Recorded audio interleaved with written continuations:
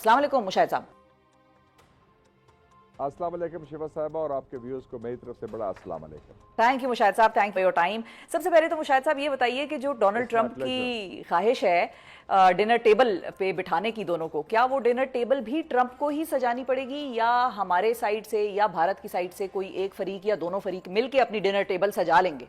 देखिए जी, अब Donald Trump जो मैं समझता हूँ कि इंडिया का भी गॉडफादर है, क्योंकि इंडिया तो अमेरिका का बड़ा इत्तेहाद भी है, वो अब इसमें पड़ गया है, तो वो इस इशू को उसकी कोशिश होगी कि मंतकी अंजाम तक पहुँचाए। तो वो मेरे ख्याल में डिनर टेबल भी वो सजाएगा, वो मुज़ाकरात भी शुरू करेगा, सीज़ फायर भी उसने करा दिया। और ये ना भूलें कि सीज़ फायर हिंदुस्तान के ईमा पर हुआ, हिंदुस्तान ने मिन्नतें की उनको कहा कि आप ये इसको बंद कराएं।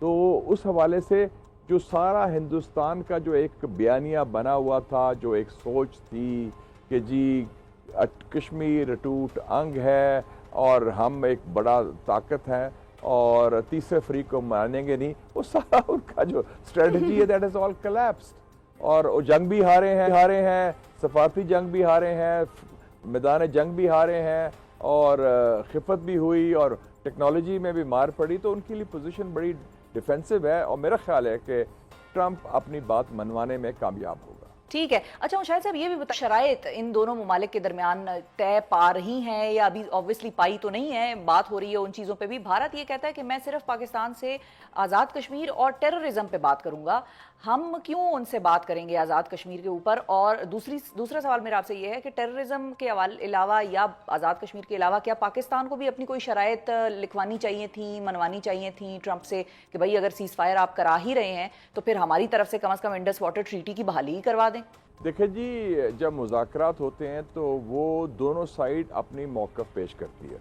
दो ट्रैक चलेंगे। अच्छा। एक ट्रैक होगा टेक्निकल, DGMOs का, डायरेक्टर जनरल मिलिट्री ऑपरेशंस, जो इंश्योर करेंगे कि जो सीज़ फायर पर फैसला हुआ है उसमें मद हो रही है, कोई अगर गड़बड़ होती है या कोई उसकी खिलाफ वर्जी होती है तो वो उस पर नज़र रखेंगे। वो एक ट्रैक वो है फौजी। दूसरा होगा जो मैं कह सकता हूँ स्ट्रेटेजिक ट्रैक है, वो दोनों के जो कौमी सलामती के मशीर, और प्रॉब्ली वो UAE में या जहाँ भी वो मुलाकात होगी अबू धाबी में वो करेंगे, उसमें देखें ना दोनों तरफ से पेश होता है। अगर वो बात करते हैं दहशत गर्दी की तो हमें कहते हैं यस, हम समझते हैं कि हिंदुस्तान का हमारे खिलाफ रियासती दहशत गर्दी हो रही है और ये इशू इम्पॉर्टेंट है टेबल के लिए। तो दोनों अपने मौक़िफ़ पेश करते हैं। आपको याद होगा कि 1997 में मियाँ साहब के दौर में कॉम्पोजिट डायलॉग शुरू हुआ था जब आए के गुजराल साहब थे, तो उसमें भी 7 पॉइंट्स थे। उन्होंने कहा कि दहशत गर्दी, हमने कहा कश्मीर इशू, फिर उन्होंने कुछ और बात की, हमने सर क्रीक हमने बात की, उन्होंने कहा सियाचिन। तो सारे पॉइंट्स जो दोनों तरफ के हैं वो टेबल में आ जाते हैं और हर चीज़ डिस्कस होगी। तो वही मार्को रूबियो ने भी ट्वीट में यही कहा कि जो भी मसाइल हैं, all the issues will come for discussion. हमें तो खुशी है कि कश्मीर को जिंदा कर दिया ट्रंप ने, हमें शुक्र अदा करना चाहिए उसका।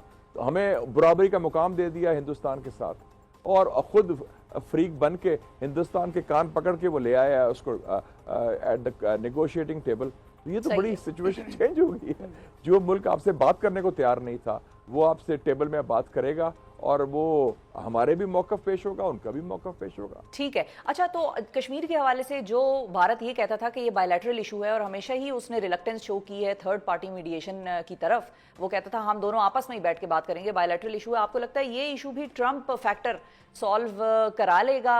क्योंकि वो तो दूसरी तरफ he is eyeing for Azad Kashmir, अपनी तकरीरों में भी वो आज़ाद कश्मीर का बड़ा जिक्र करते हैं। एक जरा अंग्रेजी में एक बात होती है, एक होती है पॉलिसी, अच्छा, एक होती है पोस्चरिंग। पोस्चरिंग होती है कि हम ये करेंगे, हम ये करना चाहते हैं, दरअसल वो सिर्फ दिखावा होता है, असल चीज़ होती है पॉलिसी। तो ये जो आज़ाद कश्मीर से उन्होंने तो बात की थी अक्साई चिन की भी, जो चाइना का हिस्सा है, आपको याद होगा 7 अगस्त 2019 को, और उन्होंने कहा था ये भी आज़ाद कश्मीर, अक्साई चिन और गिलगित बल्तिस्तान। तो वो एक दिखावा है उसका, वो बात करते हैं। 1962 से वो तनाज़ा चला आ रहा है, बिल्कुल डिफरेंट है। हाँ जी। और दूसरी एक और चीज़ है, और मैं समझता हूँ कि ये 1962 के बाद सबसे बड़ी शिकस्त हुई है हिंदुस्तान की किसी जंग में, किसी झड़प में। और दूसरी बात जो है इम्पोर्टेंट के जो वो आप कह रहे हैं ना कि वो इंडिया हमेशा रिलक्टेंट रहा है थर्ड पार्टी मीडिएशन का, मैं इससे मुद्दबाना इख्तलाफ करूंगा, कोई रिलक्टेंट नहीं रहा। अच्छा, कारगिल हुआ, वो क्लिंटन के पास गए कि इंटरवीन करो। 2002 का स्टैंड ऑफ हुआ जब इंडियन पार्लियामेंट को हमला हुआ, मुशर्रफ साहब का दौर था, उस वक्त जनरल पावल ने नेगोशिएट किया, इंडिया ने खुद उनको इनवाइट किया। पुलवामा के वाक़े के बाद क्या हुआ, इंडिया ने खुद इनवाइट किया अमेरिकन इंटरवेंशन को। और किताब आई है पोम्पियो की, जो उनका वजीर खारजा था, उसने कहा कि मुझे नेवर गिव एन इंच। उसने कहा रात को मुझे फ़ोन आया सुषमा स्वराज का कि प्लीज़ हमारा सीज फायर कराओ और हमारे पाकिस्तान से ये बात करो। अब भी CNN की स्टोरी आपके सामने है, सही है। हिंदुस्तान ने पहल की, हिंदुस्तान ने रिक्वेस्ट की अमेरिका को कि प्लीज हमारा पाकिस्तान से सीज फायर कराओ। ठीक है, तो लेकिन जब उनको नजरिया जरूरत के तहत वो आ जाते हैं तो वो इंडिया वो तीसरी पार्टी को वेलकम करते हैं। अच्छा, लेकिन मुशाहिद साहब क्या ऐसा नहीं है कि इंडिया बहरहाल अमेरिका सीज फायर कराने के लिए गया था और कश्मीर के मामले पे या दीगर इश्यूज पे जिसमें वो हमेशा एक बायलैटरल पोजीशन रखे है, वो बाकी उसने थर्ड पार्टी को अवॉइड ही करने की कोशिश की है। और जब मुशर्रफ साहब के दौर में जब आप भी उस सेटअप का हिस्सा थे, सिर्फ वो एक वाहिद इंस्टेंस था पाकिस्तान और भारत की तारीख में कि जब 4 पॉइंट एजेंडे के करीब हम पहुंच गए थे और भारत भी एक थर्ड पार्टी मीडिएशन की तरफ थोड़ा सा एक्सेप्टेबिलिटी दिखा रहा था और फिर वो मामलात भी सैबोटाज हो गए। ये नॉर्मली तो हिंदुस्तान का ट्रैक रिकॉर्ड रहा है कि वो अपने जुबान पर कायम नहीं होता और जो कहता है वो उससे मुकर जाता है। आपको याद है जब 62 आपने पढ़ा होगा 1962 की जो 1962 की जंग थी इंडिया और चाइना की, उसको तो अमेरिका ने कहा कि हमें कश्मीर का आपका तस्फिया करा देंगे और भुट्टो स्वारन सिंह टॉक्स हुए थे। स्वारन सिंह वजीर खारजा था हिंदुस्तान का, भुट्टो साहब यहाँ से पाकिस्तान के वजीर खारजा। तो हिंदुस्तान जब हालात बेहतर हो गए चीन के साथ, दे बैक्ड आउट। तो हम उसको इतबार तो नहीं करते, अच्छा। लेकिन जब अगर मुज़ाकरात की मेज पर आएंगे तो let's discuss, let's see. But हमें डाउट्स जरूर हैं इस बात के, क्योंकि हिंदुस्तान का ट्रैक रिकॉर्ड बहुत बुरा है। ठीक है, और अगर हम मिलिटरीली बात करें मुशाहिद साहब, तो उस मामले में आपको कितने नंबर देने हैं मोदी सरकार की रिलायबिलिटी को? जब सीज फायर की भी साथ बात हो रही हो, क्या वो कोई और मिस एडवेंचर करना चाहेगा जो उसकी खिफत हुई है? जिस तरह से वो ट्वीटें कर रहा है, अपनी फौजों को कह रहा है तैयार रहें, ये वाहिद मार्का नहीं था, आगे आपको बड़ी कामयाबियां मिलनी है। मिस एडवेंचर नहीं होगा, जंग नहीं होगी, हमला नहीं होगा, लेकिन गंद करेगा मोदी।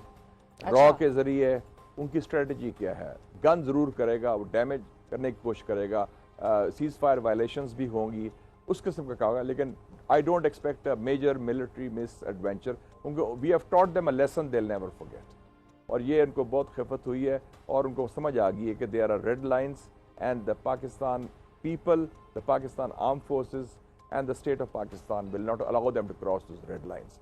तो उसको मेजर उसका खतरा नहीं, लेकिन टेंशन रहेगी ताल्लुकात के हवाले से, और वो गड़बड़ और गंद जरूर करेंगे हिंदुस्तान वाले। अच्छा, और वो गड़बड़ आपके नजर में क्या हो सकती है? क्या बलूचिस्तान खैबर पख्तूनख्वा में रॉ के जरिए दहशतगर्दी हो सकती है या कोई और तरीका? रॉ उनकी देखिए जाए, हिंदुस्तान के is one of the biggest exporters of state terrorism. रियासती दहशतगर्दी इनकी पॉलिसी का हिस्सा है। ये इन्होंने कनाडा में सिखों को मारा, अमेरिका में मारने की कोशिश की, पकड़े गए, और according to the Guardian, the Washington Post, पिछले 4 सालों में 20 मरतबा पाकिस्तान में इन्होंने असैसिनेशंस कराए हैं। और आपको पता है कतर में पिछले साल 8 बंदे इनके पकड़े गए थे जो जासूसी कर रहे थे इजराइल के लिए, और उनको सजाए मौत भी दी गई थी। तो ये रियासती दहशतगर्दी, और वैसे भी हमारे पास कुलभूषण यादव भी है जो जासूस भी है और दहशतगर्द भी है, तो वो ये काम जरूर करेंगे, इसके लिए हमें तैयार रहना चाहिए।